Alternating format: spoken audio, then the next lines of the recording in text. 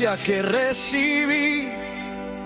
Trazo el plano que viene de ti. Nadie puede dar otra raíz que la que ya pusiste aquí. No vivas en el limbo, el hoy es fundamento. Construye sin pausa, construye despierto. Sé quién quieres ser en este instante. Vida escalable, base firme y eterna en ti.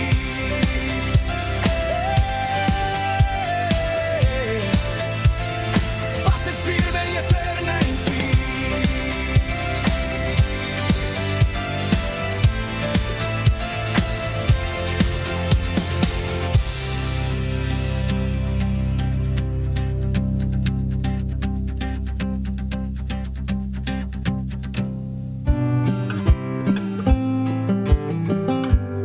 Pero alguno dirá, tú tienes fe, y yo tengo obras. Muéstrame tu fe sin tus obras, y yo te mostraré mi fe por mis obras. La necesidad nos obliga, y es por lo que una vez más desde Mensajeros de la Paz, Remar SOS y Remar Internacional activó su protocolo de emergencia por los terremotos subidos en Venezuela. Desde la hora cero, un grupo de voluntarios están trabajando sobre el terreno. Las noticias que nos llegan allí son desoladoras, miles de muertos, miles de desaparecidos, miles de damnificados, y es por lo que no solamente ya este grupo de voluntarios está trabajando sobre el terreno, sino que desde Madrid está partiendo hoy domingo un grupo de voluntarios dirigiéndose hacia allá, vía Medellín.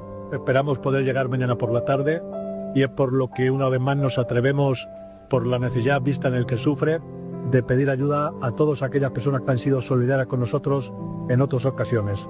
Desde Mensajeros de la Paz y Remar SOS junto con Remar Internacional pedimos ayuda para poder seguir ayudando a miles y miles de personas que han sido damnificadas.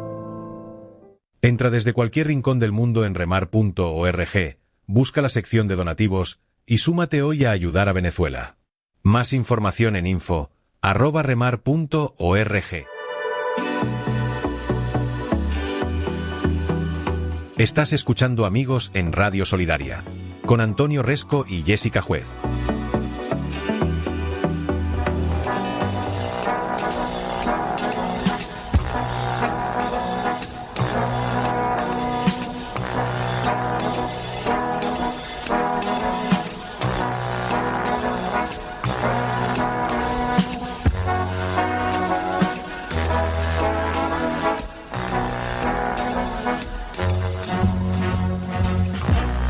Los grandes pensadores y Dios.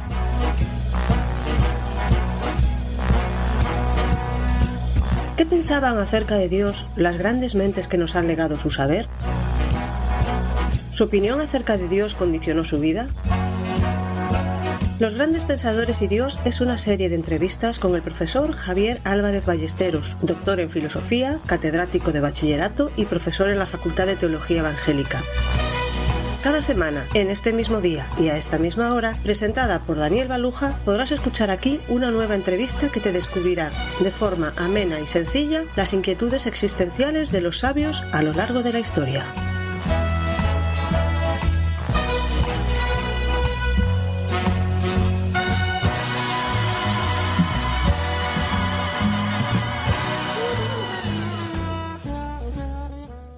Nuestro tiempo con los grandes pensadores y Dios se encuentra hoy con alguien que en general no tenemos la idea de que fuera un gran pensador, pero desde luego sí un enorme científico.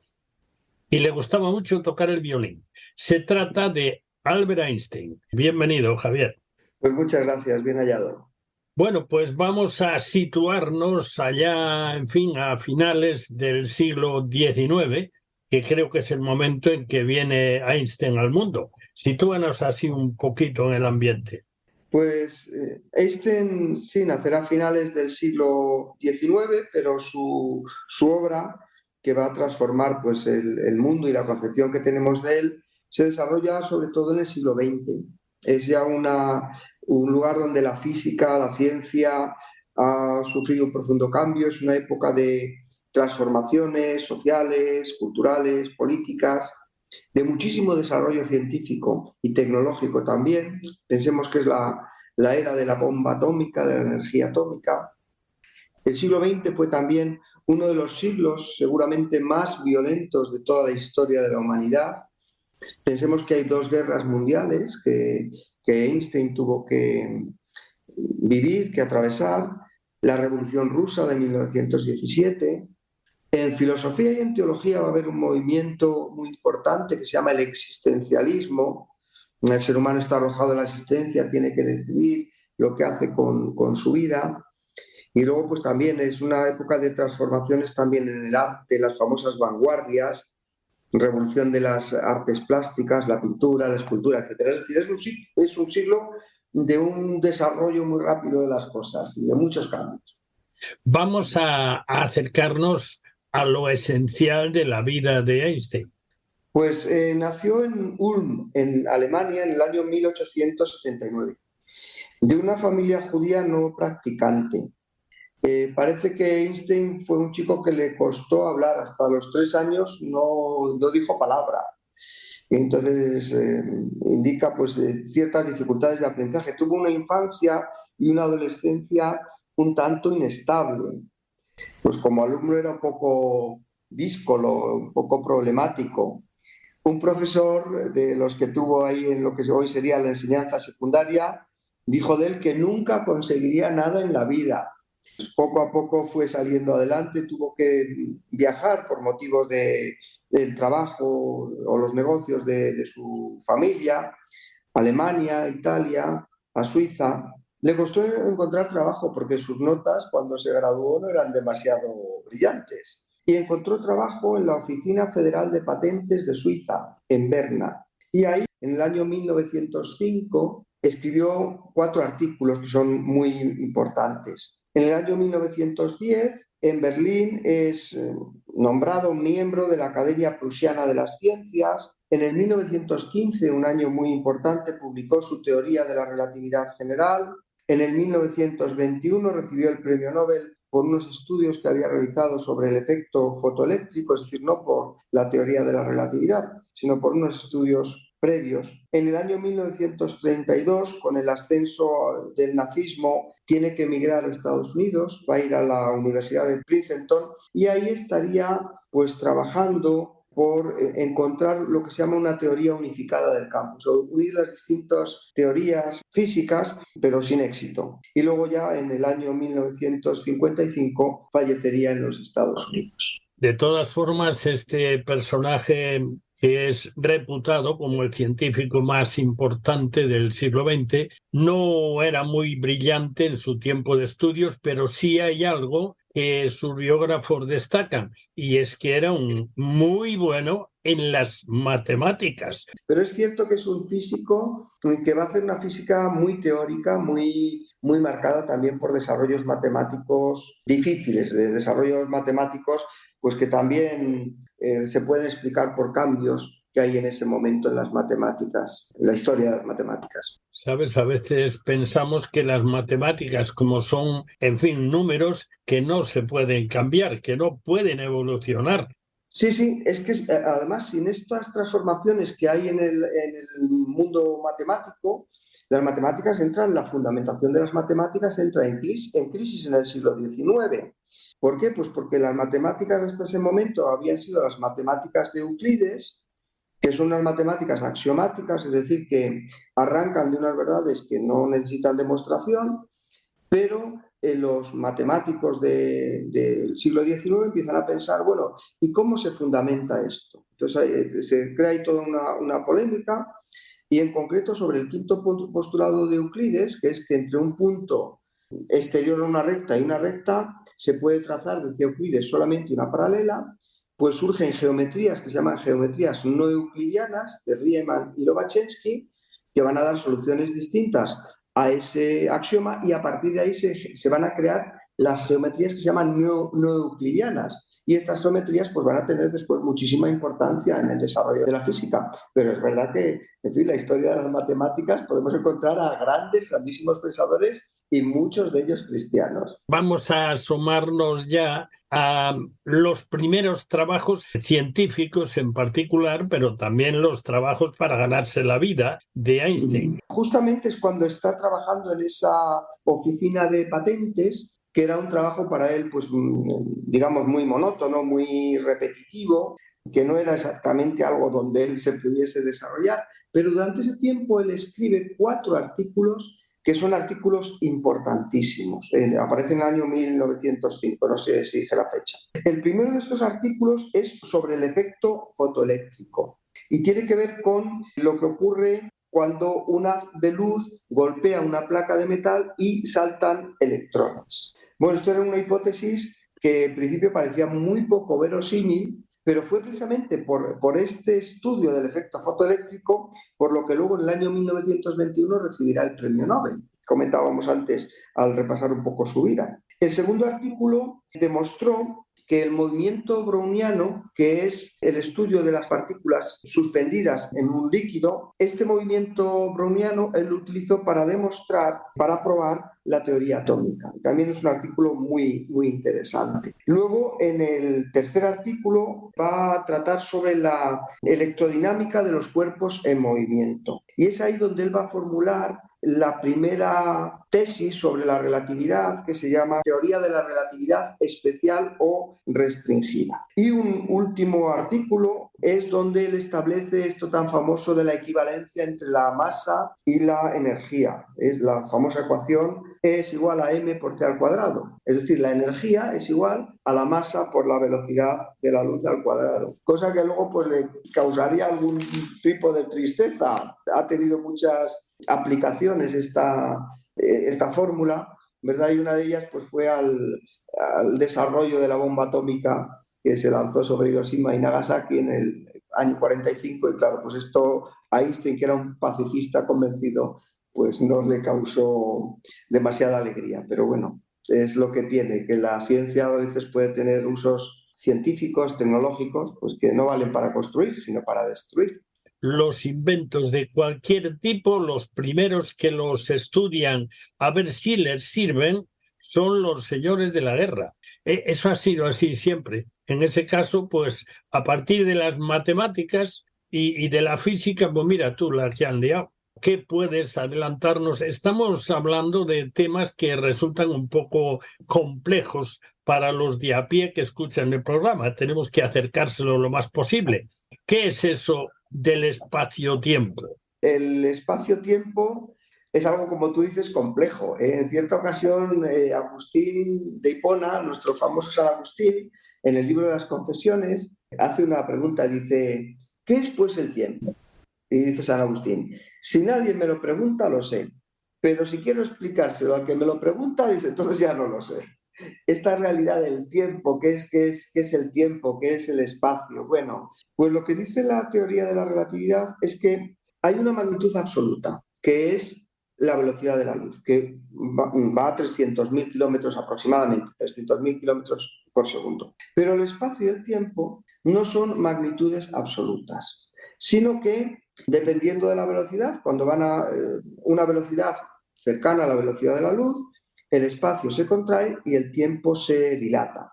Entonces, frente a la concepción que tenemos nosotros, a la concepción normal del espacio, que tiene 3 dimensiones, largo, ancho y alto, y que esta concepción del espacio largo, ancho y alto va junto con el tiempo, pero son independientes el uno del otro, es decir, el espacio no afecta al tiempo y el tiempo no afecta al espacio. Lo que va a hacer Einstein es definir un espacio-tiempo donde intervienen otras dimensiones, largo, ancho y alto, sino que intervienen estas 4, largo, ancho, alto y también el tiempo. Es algo pues, que matemáticamente se puede operar con ello y es una única realidad frente pues, a la separación que había en la física de Newton entre estas 2 herramientas, entre estos 2 conceptos que era el espacio y el tiempo. La teoría general de la relatividad, que por cierto, según dicen los que han estudiado la vida de Einstein, no recibió el Nobel por esto, porque los que la estudiaron en aquel momento no la entendían.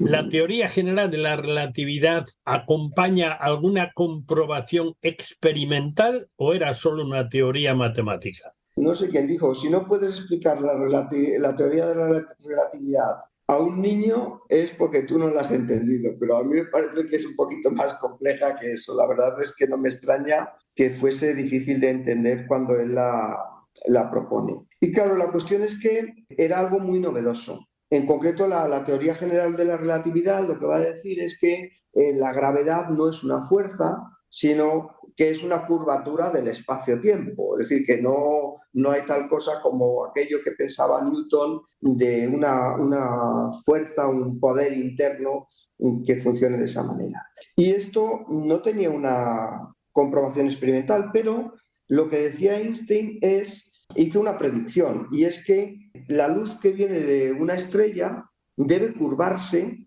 cuando encuentra una masa tan grande como la masa del Sol. Esta era la predicción. Ahora, ¿podría esto comprobarse o no? Pues en el año 1919, un astrofísico que se llamaba Sir Arthur Eddington, por cierto, cristiano comprometido, era un cuáquero, pues este astrónomo, 6 veces además propuesto para el premio Nobel, demostró este fenómeno que Einstein había predicho por una serie de artilugios y de fotografía.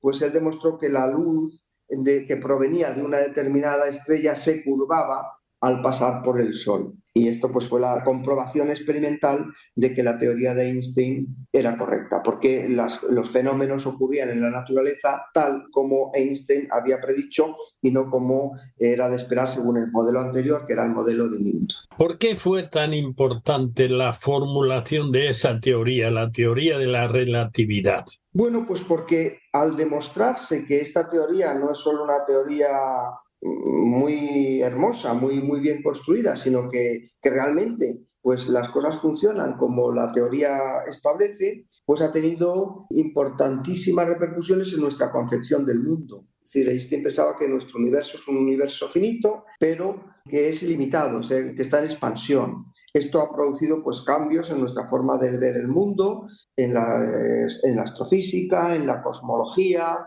en nuestra forma de entender conceptos físicos fundamentales como la materia, el espacio, el tiempo, la propia gravedad. O sea que ha tenido importantísimas repercusiones en el campo de la teoría de la física, pero luego también muchísimos desarrollos tecnológicos se basan en la aplicación de la relatividad. Ya que nuestro tema central en estos programas es la relación de los grandes pensadores, científicos o filósofos con Dios. ¿Era ateo Einstein? Pues desde luego que no. Él pensaba que la religión es una vivencia, es un sentimiento, es algo que los hombres tienen desde sus orígenes. Y él entiende que hay un sentimiento religioso en el hombre primitivo, que es el miedo. El miedo produce ideas religiosas. O sea, que es que el hombre es religioso, según Einstein, según esta idea, desde su propio origen. Habla luego Einstein que hay un deseo de guía, de amor, de apoyo, que es lo que está a la base de una concepción moral o social de Dios. Pero, y esto es lo que a mí me parece más interesante, es que él habla de un tercer estado de experiencia religiosa que él denomina, lo llama con estas palabras, sentimiento religioso cósmico. Entonces él lo que dice es que este sentimiento religioso cósmico es el que inspira de alguna forma la búsqueda del conocimiento de la naturaleza. Dice literalmente, leo de un artículo donde nos habla de estas 3 formas de entender la religión: el sentimiento del hombre primitivo, la concepción moral de Dios y este estado de sentimiento religioso cósmico. Dice: la función más importante del arte y de la ciencia es despertar este sentimiento y mantenerlo vivo en quienes son receptivos a él. Es decir, que la religión para él tiene un valor importantísimo y también a la hora de crear este sentimiento religioso cósmico. Amplíanos eso un poco. ¿Cómo entendía este hombre tan notable la relación entre ciencia y fe? Sí, pues lo que él pensaba es que, por supuesto, la ciencia tiene un valor importantísimo, nos da un conocimiento válido de las cosas, un conocimiento razonado, un conocimiento sin duda que para él pues tenía muchísimo valor, y creo que para todos. pero dice que la ciencia tiene también un límite y a la hora de establecer valores y los fines últimos de las cosas, pues ahí la ciencia está limitada, porque la ciencia nos habla de las cosas que son, pero las cosas cómo deberían ser o los fines últimos de la vida humana o del sentido de la existencia, la ciencia no puede hablar. Y ahí es donde, según Einstein, entra la religión. Y para que esto no quede como una interpretación que yo pueda hacer de su pensamiento, voy a leer sus palabras. Son las palabras de una conferencia que pronunció en Estados Unidos cuando estuvo en aquel lugar que hemos citado antes, Princeton. Dice: la inteligencia nos aclara la interrelación de medios y fines, pero el mero pensamiento no puede proporcionarnos un sentido de los fines últimos y fundamentales. Aclarar estos fines y estas valoraciones fundamentales e introducirlas en la vida emotiva de los individuos me parece concretamente la función más importante de la religión en la vida social del hombre.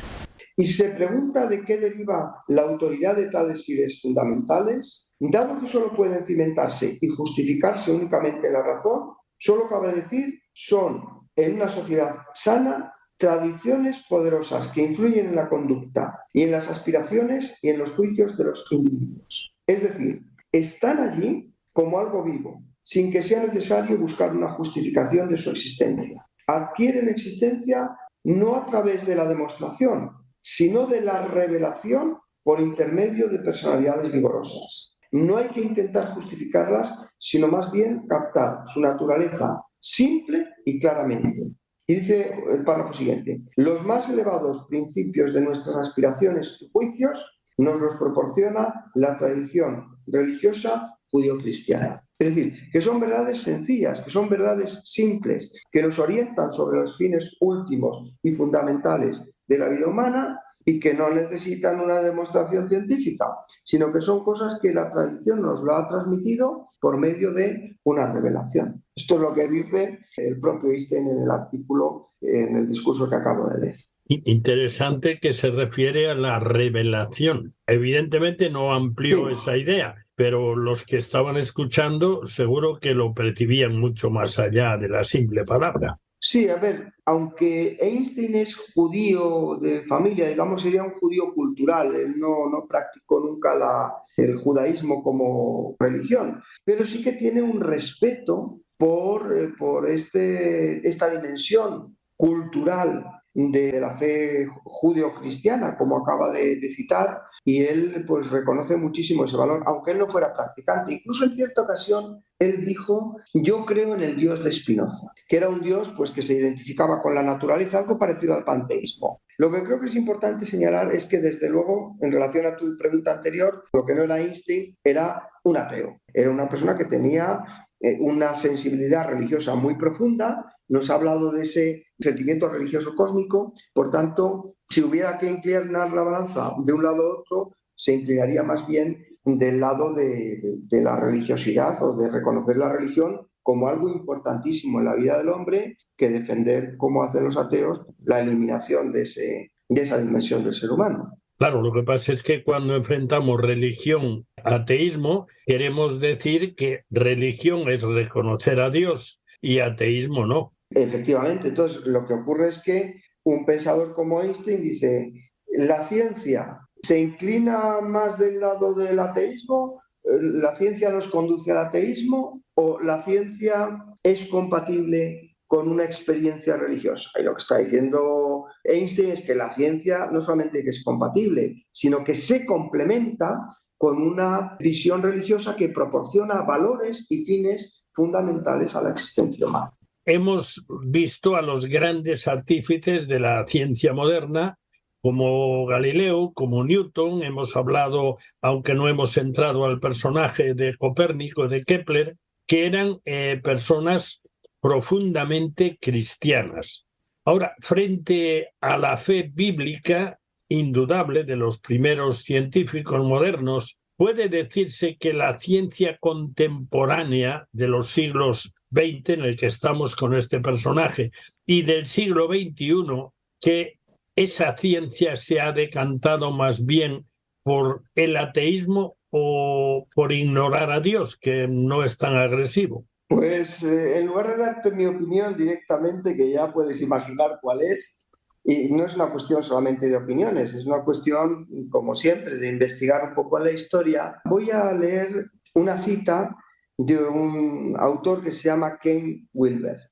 Él dice lo siguiente, refiriéndose a un libro que él escribió con anterioridad. Dice, mi libro, Preguntas Cuánticas, centrado en el hecho notable de que prácticamente cada uno de los grandes pioneros de la física moderna, hombres como Einstein, Schrödinger, Heisenberg, eran místicos espirituales de un tipo u otro, esto era una situación totalmente extraordinaria.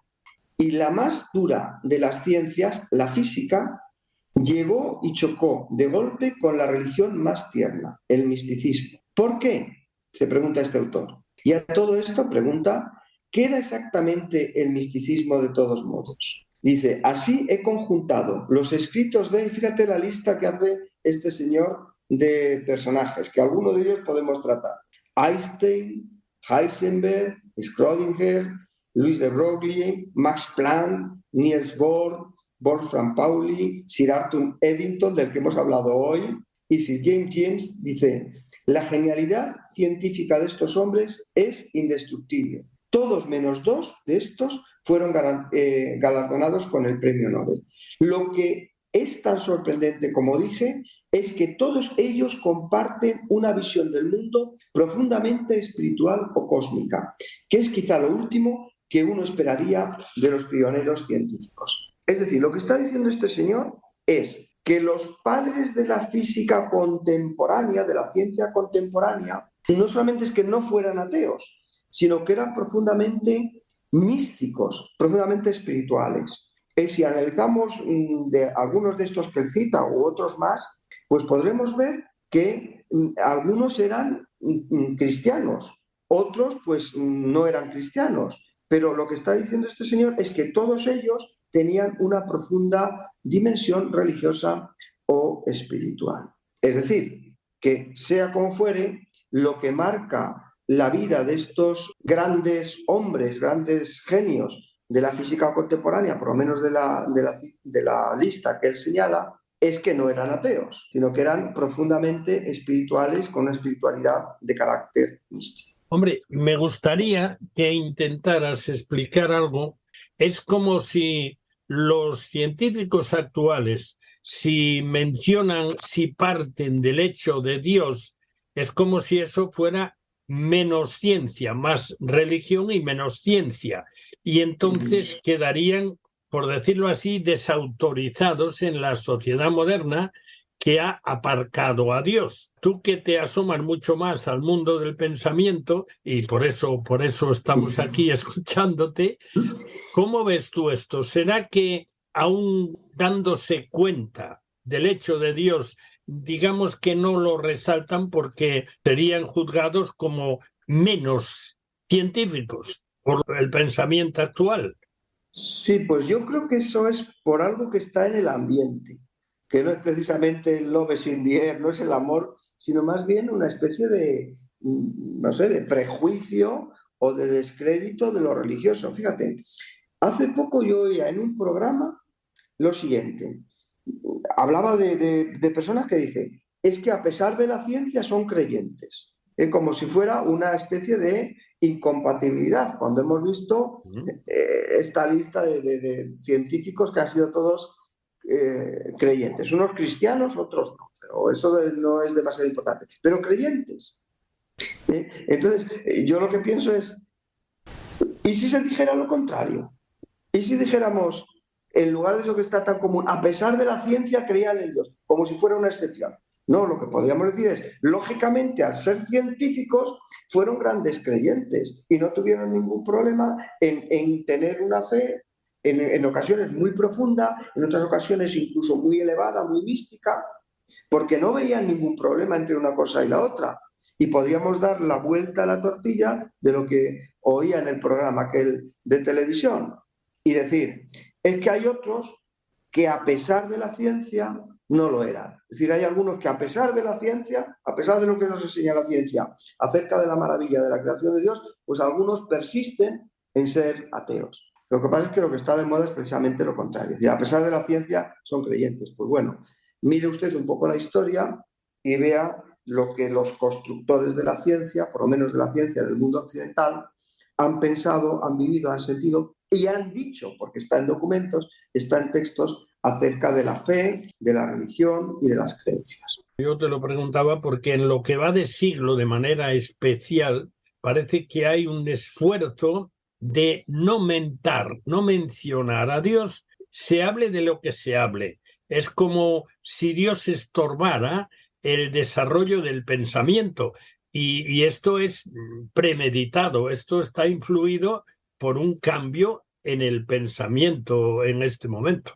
Pues esa forma de ver la historia y el mundo, desde luego, no es una forma científica y no está ni comprobada ni validada por la historia. Entonces, pues, ¿qué es un prejuicio? Obviamente, es una ideología, es una forma de intentar transmitir algo que, sobre todo, yo lo hemos comentado en algún programa, a partir de la Ilustración se empieza ahí a introducir que es que la religión indica superstición, y ni mucho menos. Es que estos grandes científicos pues no tuvieron ningún problema en hacer compatible sus creencias religiosas con su trabajo objetivo, científico y riguroso. Bueno, ¿hay algo que podamos recomendar acerca de Einstein y la relación con esto?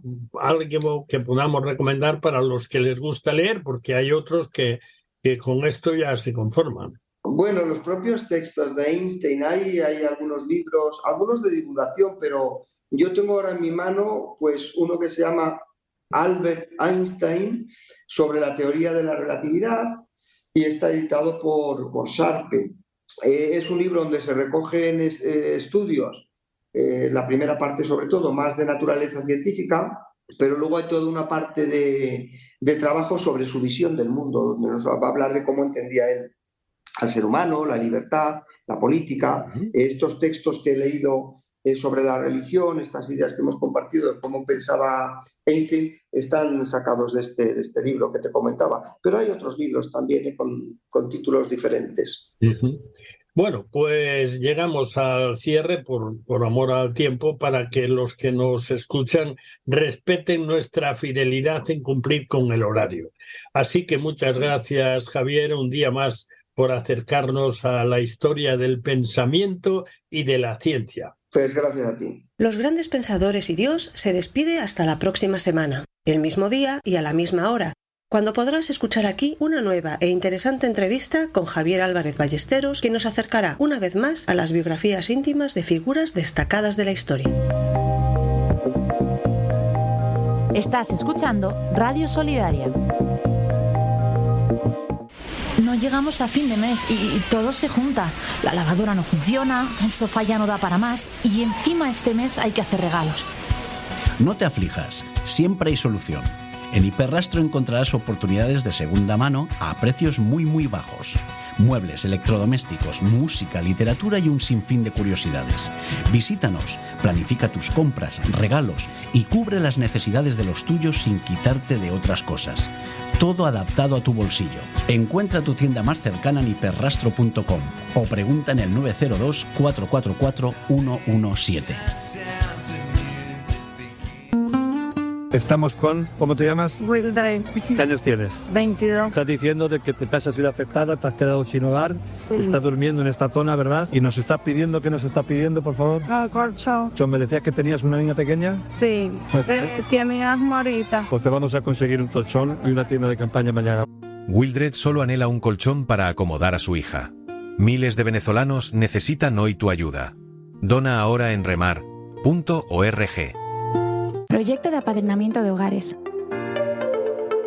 Con tu ayuda puedes contribuir de una forma muy eficaz en el sostenimiento del hogar. Cada hogar está acondicionado y habilitado para dar protección y seguridad a cada niño. El orden, la disciplina, el esfuerzo, la dedicación y, por encima de todo, el amor son las herramientas para que los niños sientan el calor de un hogar y el afecto de una gran familia.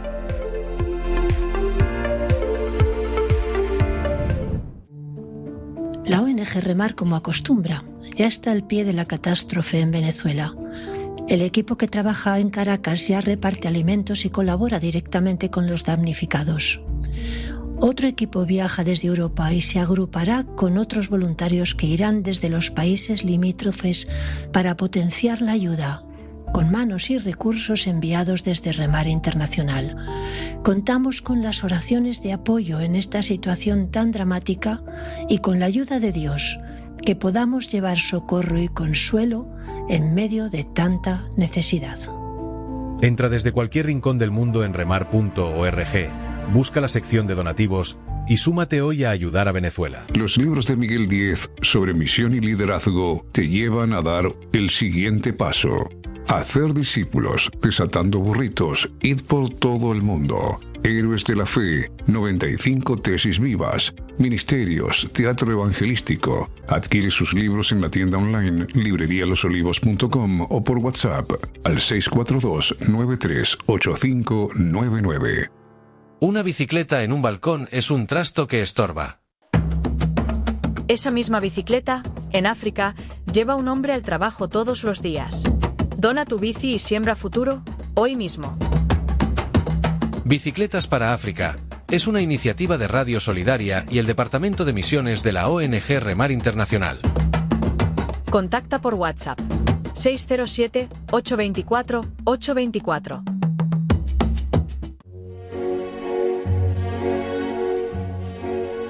Cuando cantas, yo canto con tu libertad. Cuando lloras, también lloro tu pena. Dice, si un día la tristeza toca tu puerta, ábrele con una sonrisa y dile: en mi casa no hay espacio, en la sala vive la alegría y la prosperidad, en el cuarto vive el amor, en la cocina vive la armonía y la paz, en medio de la casa está el Espíritu Santo y adelante está Dios cuidando de todo, y donde vive Dios, la tristeza no puede entrar. Muy bien, qué buena perla, Juan Antonio. Buenos días con alegría. Buenos días con alegría. ¿Qué tal estás? Pues muy bien, estamos aquí en Victoria y quiero decirte que un gesto de amor dice, si la nota dijese, una nota no hace melodía, pues no habría sinfonía. Si las palabras dijese, una palabra no puede hacer una página, pues no habría libro. Si la piedra dijese, una piedra no puede levantar una pared, pues no habría casas. Una gota de agua, y si ella dijese, es que una gota de agua no puede formar un río, pues no habría océano.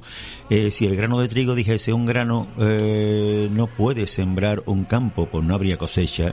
Si el hombre dijese, un gesto de amor no puede salvar la humanidad, nunca habría justicia, ni paz, ni dignidad, ni felicidad y ni valores sobre la tierra de los hombres.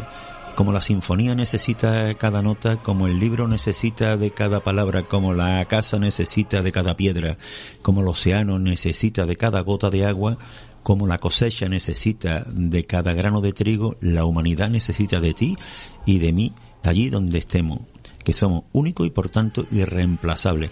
Por eso, y con la esperanza de un día más, estamos comprometidos y entregados con todos vosotros, y esperamos afianzar nuestro compromiso de servicio y colaboración para seguir hacia adelante. Muy así bien. Que Dios os bendiga. Sí, señor.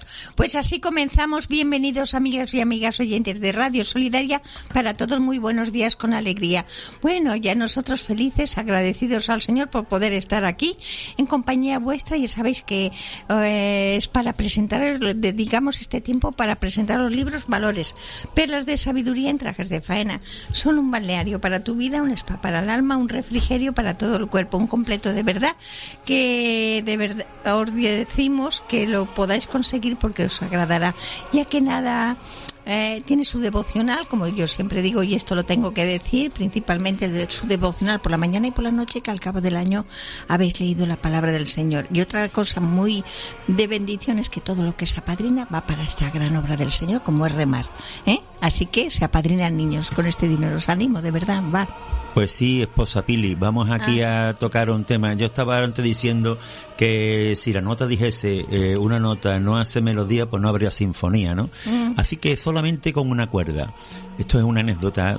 Una noche Paganini se encontraba tocando el violín, que este hombre era un experto en tocar el violín, ante una vasta audiencia, cuando una de sus cuerdas se rompió.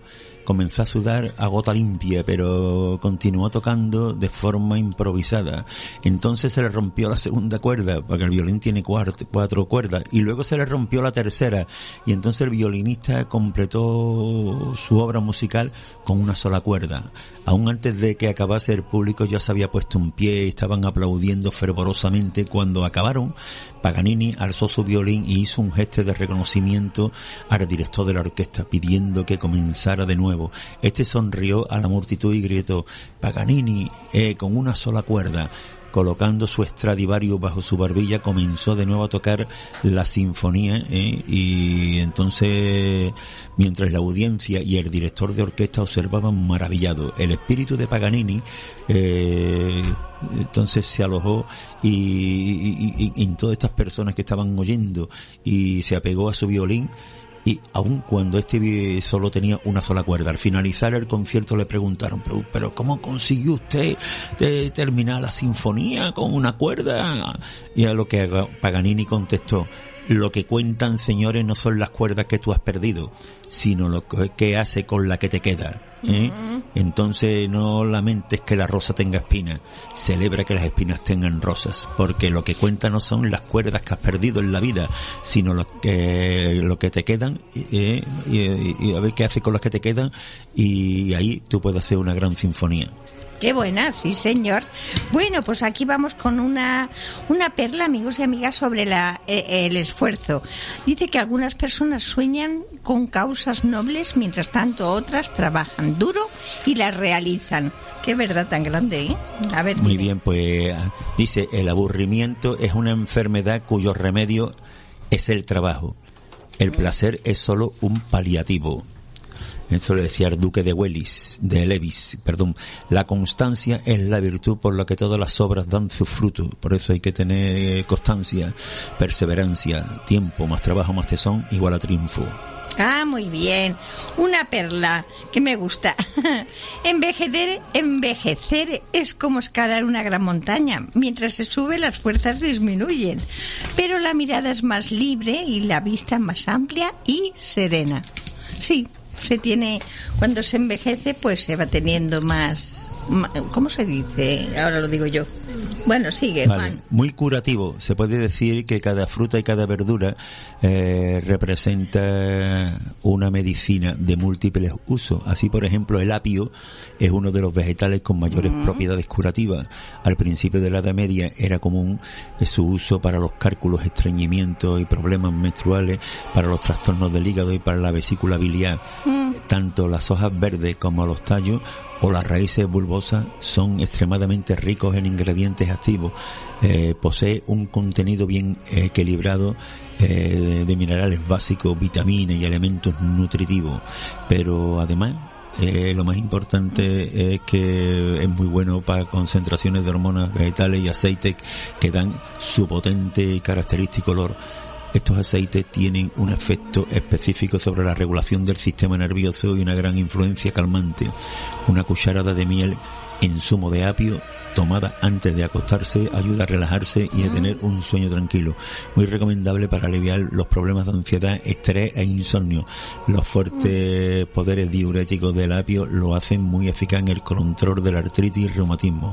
En Japón se utilizan curas antirreumáticas de un mes de duración a base únicamente de apio. A mí, como sí me gusta mucho el apio, por eso estoy viendo que estás leyendo lo del apio. Yo digo, es por lo que te gusta tanto y sus beneficios. Claro que sí. Yo quería decir antes la palabra que se había ido, sino que se alcanza, tienes experiencia de la vida, ¿eh? Cuando se es mayor, pues bueno, intentas no cometer los mismos errores que cuando eres joven. Además que no puedes. Dime. Dice, ¿qué ocurrió realmente aquel domingo de resurrección? Pero, ¿qué significa la resurrección de Jesucristo? Porque es lo más importante que nosotros tenemos, que nos hace diferente de todas las religiones religiones, que precisamente Jesucristo vino aquí a la tierra y murió y resucitó. Todos somos pecadores ante Dios. La Biblia afirma que nuestra naturaleza pecadora nos impide tener acceso a Dios y como consecuencia a la vida eterna, por cuanto todos pecaron y están destituidos de la gloria de Dios. Pero Dios había preparado un remedio. Pero lo maravilloso es que Dios muestra su amor para con nosotros en que, siendo un pecadores, Cristo murió por nosotros. Dios nos amó tanto que Él mismo se hizo hombre en la persona de Jesús para morir en la cruz del Calvario y sufrir así el castigo de nuestros pecados. Ahora, por la fe en su persona y la obra redentora, podemos obtener el perdón de Dios y la vida eterna, para que todos pudiésemos ser salvos. Y es cierto que Jesucristo murió, pero también resucitó con poder, y por su Espíritu Santo hoy está entre nosotros, como hace 2000 años. También hoy Él sigue ofreciéndonos salvación. Su invitación está escrita: el que a mí viene, no lo echo fuera. En la obra de su Hijo Jesucristo, la obra de Cristo no finalizó en la cruz, pues como dijera el ángel: ¿por qué buscáis entre los muertos al que vive? Él ha resucitado. Jesucristo declaró: de cierto os digo, el que oye mi palabra y cree el que me envió, tiene vida eterna y no vendrá condenación, mas ha pasado de muerte a vida. Lo que quiere decir que Jesucristo está vivo hoy, y Él quiere entrar en tu vida, solamente que tú le dejes entrar. ¿De acuerdo? Muy bien, Juan Antonio. Amigos y amigas, esta perla sobre el optimismo dice: para seguir obteniendo cosas hemos de pensar siempre en positivo, ya que, según dicen, la decadencia empieza cuando nos preguntamos ¿qué es lo que va a pasar?, en lugar de decirnos ¿qué es lo que podemos conseguir? Me gusta, optimismo. Dime. Dice: tu autoestima debe de proceder de Dios, Dice la palabra en Isaías 43, te puse nombre, mío eres tú. Hay un doctor que comentó: aunque no eres más que un ser humano entre los miles y de millones que habitan en la tierra, y aunque el mundo te quiera hacer creer que tú no cuentas y que no vales para nada, de que no eres más que una mota de polvo en esta gran masa, Dios te dice: te conozco. ¿No es maravilloso? Considera por un momento las cosas de la vida que nos roban la autoestima. Palabras como: ya no te quiero, usted no es la persona adecuada para ese trabajo, lo sentimos, pero no lo podemos contratar, usted es un idiota, o sigues haciendo los mismos errores estúpidos, nunca vas a aprender. Cosas que son palabras para bajar la autoestima. ¿Por qué no puedes ser más como tu hermano o tu hermana? Y así sucesivamente. Debes de entender lo siguiente, o cuando se le da más prioridad a un hijo que a otro, ¿no? Entonces la autoestima no puede estar basada en tu profesión o en tu trabajo, porque cuando ya no puedas cumplir esa función sentirás que no vales para nada. Piensa en alguna de las personas famosas que conoces, atletas, artistas, oradores. Cuando ya no pueden hacer lo que les hacía triunfar, a menudo se deprimen, y hasta piensan en quitarse la vida y se la quitan. Hay futbolistas, hay también ciclistas, ¿no? que se han quitado la vida cuando ya no hacen carreras y cosas de esas, y se creen que ya no valen para nada. Entonces tu autoestima no puede estar basada en tus posesiones.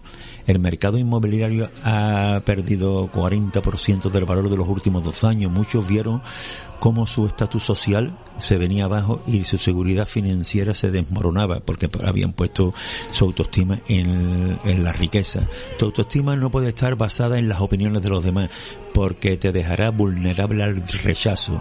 ¿Cuál es la solución? Pues descubre lo que Dios piensa de ti y edifica tu vida sobre esa base.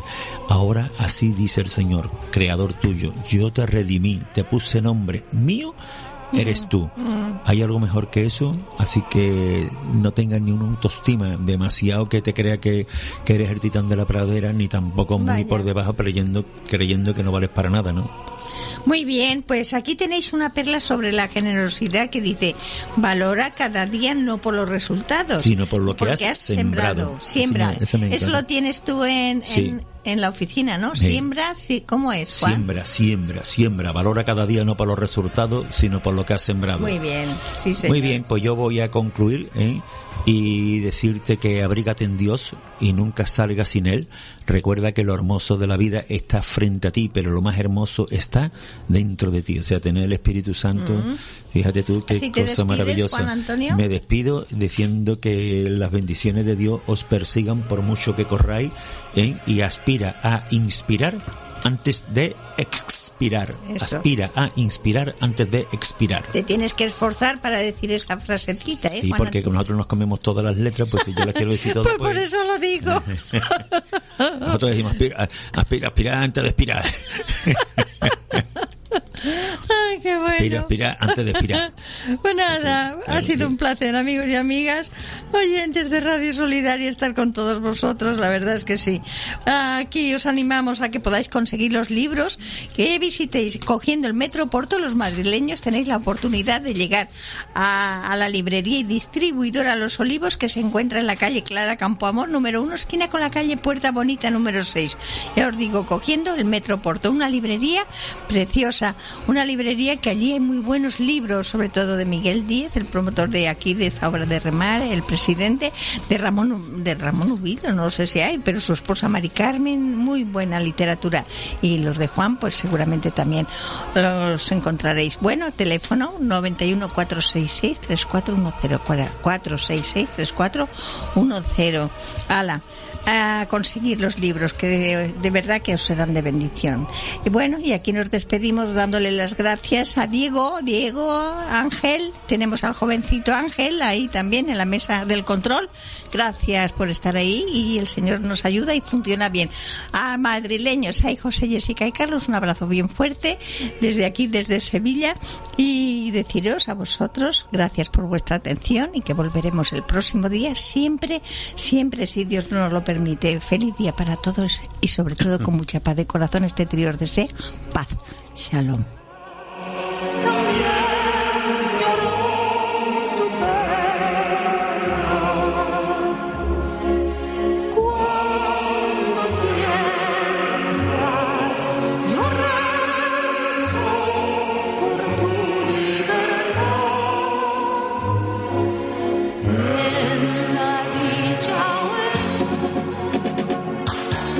Salero y Tandil, una reflexión diaria sobre una noticia de actualidad en la voz de Daniel Baluja.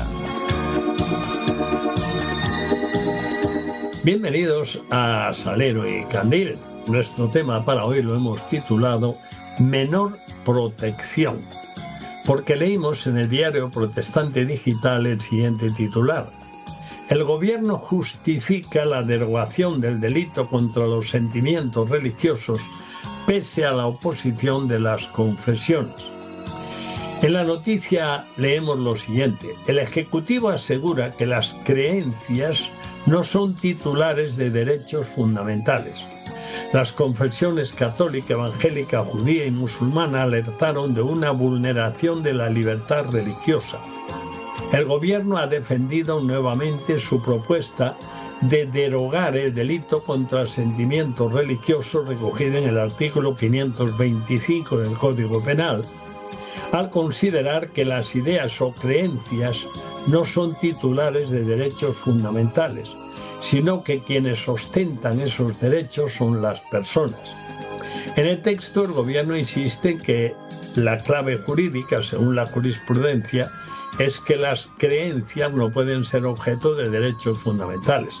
En este sentido, subraya que la protección de las personas creyentes ya está garantizada a través de otros instrumentos legales, como el derecho fundamental a la libertad religiosa, artículo 16 de la Constitución, la tutela penal frente a la incitación al odio, artículo 510 del Código Penal, o la protección del derecho al honor mediante la legislación civil y penal sobre injurias. A pesar de anunciarse hace varios meses, el trámite para la reforma del Código Penal se encuentra paralizado actualmente. El Ejecutivo argumenta que la derogación del artículo 525 responde a la necesidad de adaptar el Código Penal a la concepción de la libertad de expresión recogida en el artículo 20 de la Constitución española, tal y como ha sido interpretada por el Tribunal Constitucional y el Tribunal Europeo de Derechos Humanos. Según esta doctrina, la libertad de expresión protege no solo las opiniones moderadas o socialmente aceptables, sino también la crítica dura, la sátira e incluso aquellas expresiones que pueden resultar provocadoras u ofensivas para determinadas sensibilidades religiosas. No obstante, la protección penal del ejercicio de la libertad religiosa continúa vigente a través de los artículos 522 a 524 del Código Penal, que garantizan que cualquier persona pueda practicar su fe sin intimidación, amenazas o coacciones. Desde hace un año, las confesiones cristianas, que forman parte de la Mesa de Diálogo Interconfesional de España, en un comunicado conjunto, los firmantes manifestaban su seria preocupación por el anuncio de una reforma integral del Código Penal que incluye la eliminación del artículo 525. Las confesiones firmantes advierten que la normalización de insultos, estereotipos o ridiculizaciones hacia lo religioso puede favorecer un clima que desemboque en amenazas, agresiones o actos violentos contra personas creyentes y lugares de culto, un fenómeno que, según indican, está creciendo en distintos países de Europa.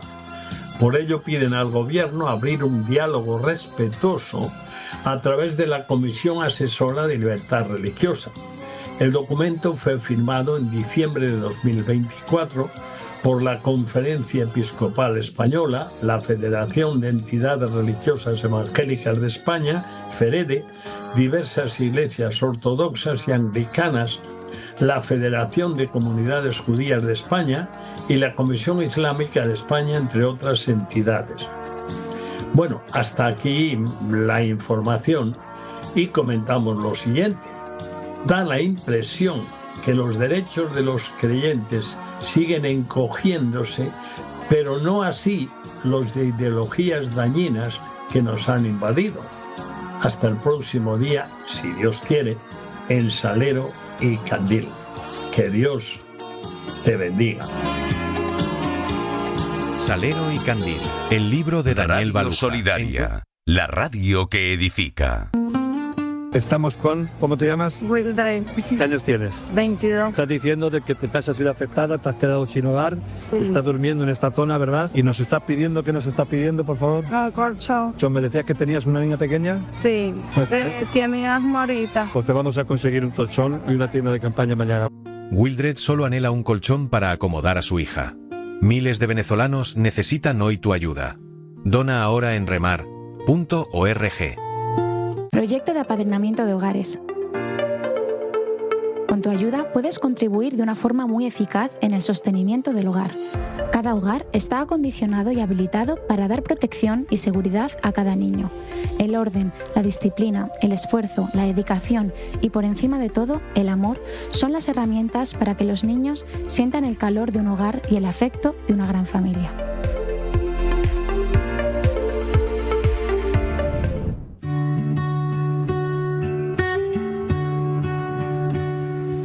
Las sombras bailan donde no miro, se esconden detrás de un suspiro. Camino recto, o eso me digo, pero el eco me grita, sigo perdido. Todos las ven menos yo. Es mi reflejo, un error. Sombras del alma no pueden mentir, me siguen calladas, me quieren abrir.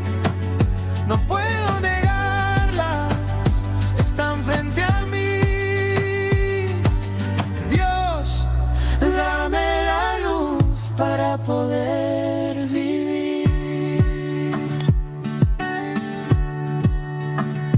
Cierro los ojos piensa que escapo, pero el peso me arrastra despacio. Palabras rotas, promesas al paso, y mi corazón se vuelve